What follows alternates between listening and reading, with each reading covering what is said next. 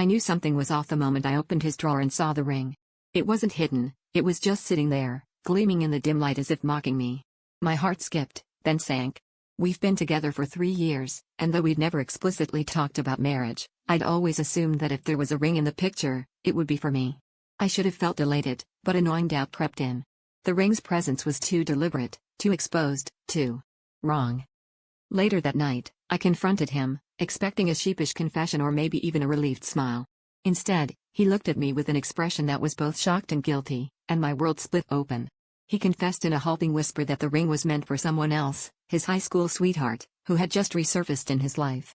My breath caught in my throat as he revealed that she'd contacted him out of the blue, claiming she was in town for just a few days. They'd met up, talked about old times, and, apparently, rekindled everything that had once been. The betrayal burned hotter than I'd anticipated. I felt like an extra in my own relationship, a placeholder until the real leading lady returned. But he wasn't apologizing, he was just explaining, as if that could make it better. His words felt like knives, carving away the trust I'd so naively given him. Yet there was a part of me that needed to understand why now, why her, why this betrayal after everything we had been through together. I demanded answers, and he finally admitted he'd never really gotten over her, that he'd always wondered what could have been.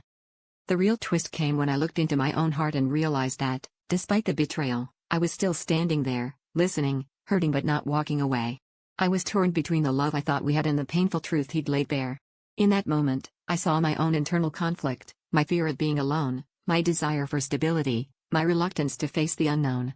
As he stood there, ring in hand, I realized that the real mystery wasn't the ring or his high school sweetheart, but whether I had the strength to start anew, to leave behind what was comfortable and familiar for the uncertainty of the future.